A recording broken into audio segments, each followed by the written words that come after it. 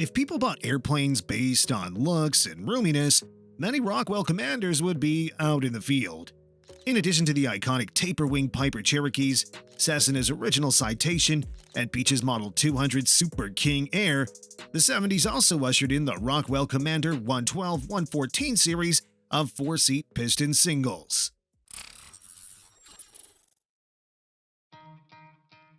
The Rockwell Commander is an American four-seat low-wing airplane designed and built by North American Rockwell, later called Rockwell International, starting in 1972.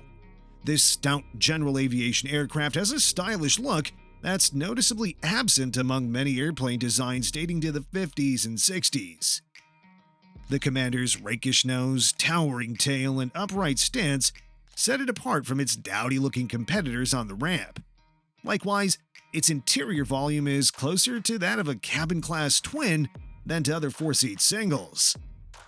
For years, what was then called North American Rockwell had been trying to find the right mix of ramp appeal, performance, and features to enter the general aviation market in a big way while remaining true to its military contract experience and building big airplane touches into the small Commanders.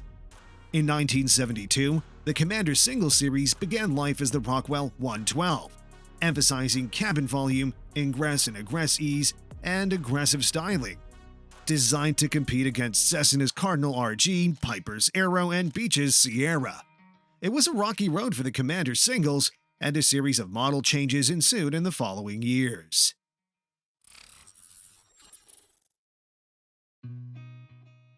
With an emphasis on comfort, the Commander makes a strong visual impression on the ramp.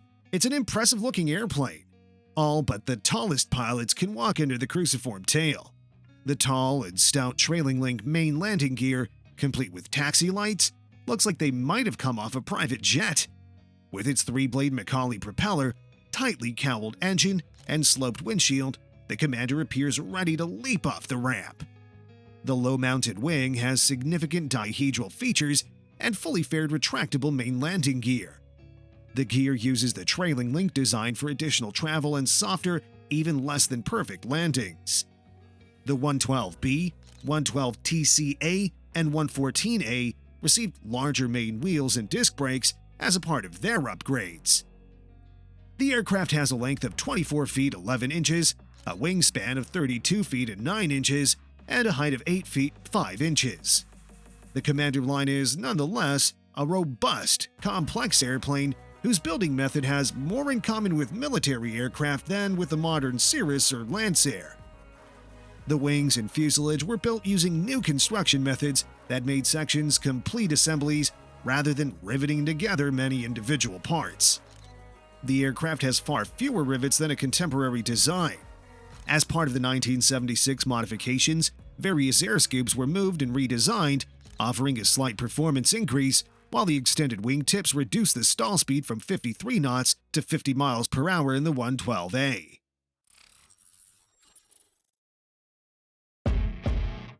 The cabin is 47 inches wide and 49 inches high, compared to a contemporary aircraft like the Piper Arrow at 41 by 38 inches. This was the most spacious cabin of any design of the era.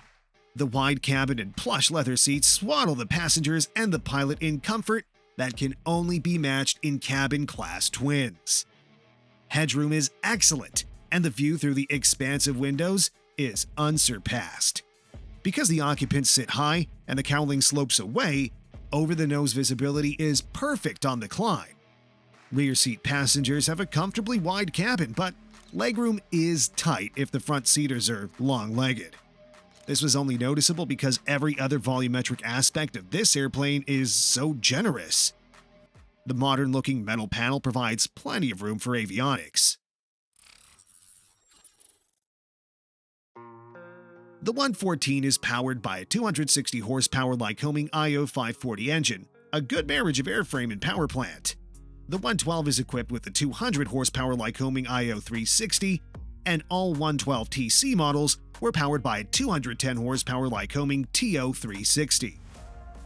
The 200 horsepower Lycoming engine on the 112 Commanders is generally considered a reliable player, as is the 260 horsepower version on the 114.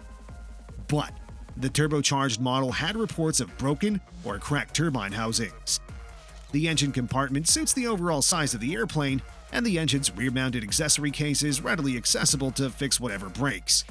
Getting to that point, however, requires removing the single-piece top cowling half, which isn't an extreme burden, but it's one more thing to plan for when doing much more than checking the oil.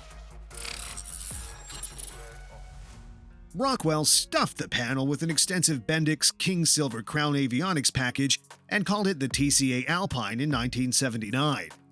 The 115 and 115TC had modern Garmin avionics and a Bendix King's KFC 225 digital autopilot, which proved to be a good match for the performance of the airplane. True to its government contracting and military experience, Rockwell built into the Commander line big airplane touches when it comes to systems. The gear system, for example, is massively built, using a retraction extension system similar to the Piper Arrow and based on an electrically driven hydraulic pump. The ventilation, electrical, and fuel systems are well thought out.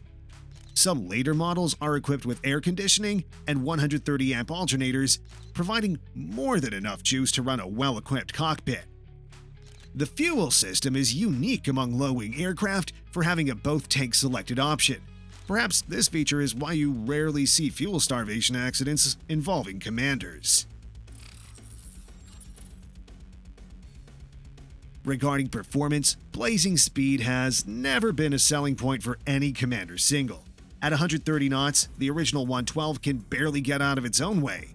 A fixed-gear Piper Archer with 20 less horsepower usually can stay even. A Beech Sierra, renowned for its casual cross-country pace, can eke out another 5 knots, or more than a 112. The 114 offers what might be called a gentlemanly cruise of about 150 knots. The climb performance and range of the 114 are both adequate. Listed rate of climb is just over 1,000 feet per minute for the 1976 model and 1,160 feet per minute for later ones, comparable to the Mooney and Cessna Skylane RG. The 68-gallon fuel supply is enough for 4 hours or so at high cruise, but the 114 lacks the reserves of the Mooney and Skylane RG, both of which carry more fuel and burn less of it. Owners give the cabin high grades for roominess and volume, if not payload. The 112s generally have 30 to 150 pounds less useful load than other 200 horsepower retractables, although the margin diminishes with the A and B models. Part of this is due to the high parts count build. There's a lot of stuff in the Commander airframe.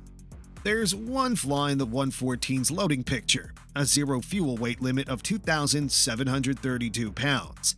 This limits the cabin payload to about 750 pounds. It's plenty for most situations, but it doesn't allow for extreme situations like 4 200-pound adults. A zero fuel limit means the wing spar bending load limit may be exceeded even though the gross weight is safely below limits. Everybody seems to like the handling except for 2 negative points: a tail waggle in turbulence and insufficient rudder for an adequate side slip in a crosswind landing without crabbing. The Commander's handling characteristics would make it an excellent trainer for pilots who intend on moving into turbine airplanes. Because the cruciform tail is high enough to be out of the prop wash, it requires a definite rotation to get the nose up for takeoff. In fact, most newcomers to the Commander will tend to over-rotate. In flight, flap deployment causes almost no pitch change. On landing, the Commander should be brought in rather flat, with a slight flare to keep the nose wheel from touching down first.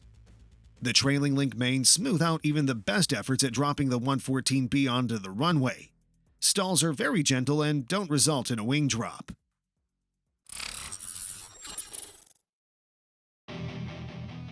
The 112A model was built to address the 112's useful load deficiency and featured an increased gross weight from 2,550 to 2,650 pounds, but only an additional 77 pounds in useful load.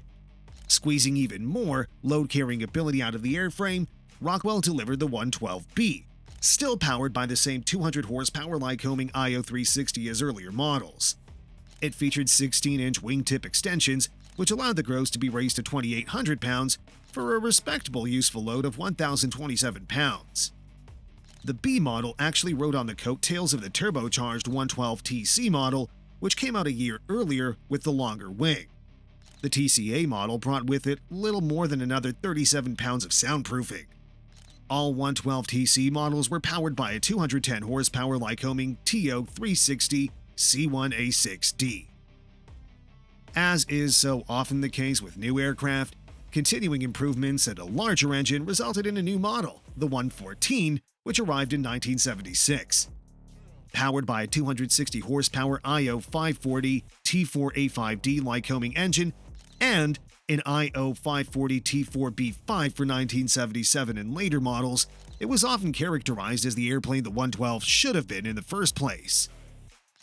The only minor changes were made in the all-too-brief 4-year production run of the 114. In 1977, aerodynamic improvements gave slightly improved performance. Also, soundproofing was added, and fixes made for earlier compass interference and trim tab freeze-up problems. In mid-1977, Rockwell improved door locks and handles, replacing the earlier flipper-style handle with a pull-out, push-up style. Also incorporated were main gear inner door mods, which filled a small drag-creating gap. The additional attention to gear-up drag improved cruise speed by a handful of knots. In 1979, the final year of Rockwell production, the 114A Gran Turismo model was offered. It featured a 3-blade prop, new cowl flaps, and an upscale interior. In 1992, Commander certified the 114B, which included a 28-volt electrical system instead of the original 14-volt, plus several speed mods, making it faster than the original 114, including a newly designed, aerodynamically cleaner cowling. The net result was a cruise speed performance improvement of 8 to 10 knots. Most notable among the changes is the standard equipment 3-blade prop. A turbocharged version, the 114TC, powered by a Lycoming TIO 540 AG1A, was added in 1995. In 2000, Commander upgraded the model again with improvements including a lowered instrument panel, improved seats, an upgraded electrical system, and TKS de-icing. These aircraft are designated the 115 and 115TC, respectively.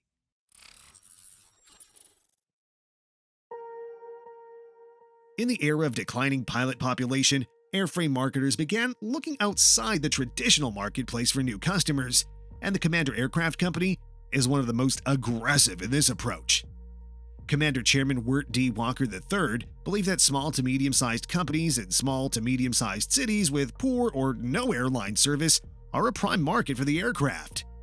Most of its customers are from the more traditional general aviation marketplace, pilots moving up from lighter airplanes or pilots making their first airplane purchase. A 1978 Commander 114 with Lycoming IO 540 T4B5D comes with a price tag of $164,500, while a 95 114B cost around $225,000. Good news includes factory support, as parts availability is reportedly no problem at all. Moreover, the airplane is very stable, easy to fly, and has almost no bad flying traits. It's a bit short on speed, but it's extremely comfortable and spacious. The ironic reality was that this sharp-looking airplane lacked the punch to compete with Cessna, Pipers, and Beechcraft of the 70s, as behind the pretty facade was an airplane that was seriously underpowered, overweight, and plagued with initial design problems that resulted in some onerous airworthiness directives. No telling of the tale of the 112-114 would be complete without a recounting of its structural problems that began cropping up in the fleet by the mid-80s. Wing spars were cracking due to stress caused by gear retraction. The wings weren't the only problem. The tail's vertical spar attachment was cracking too. Then there were the seats. The history of this problem goes back to the mid-70s, requiring strengthening of the front seat framework and belt attachment. Then in 1985, another airworthiness directive came out following a couple of accidents in which the front seat rollers failed and the seats came loose. This involved aircraft in compliance with the earlier AD. The new airworthiness directive ordered modification of the front seat base and relocation of the shoulder strap anchored to the cabin roof between the front and rear seats. Other problem areas reported by owners include nosewheel shimmy, corroding flap attach brackets, and aileron hinge cracks.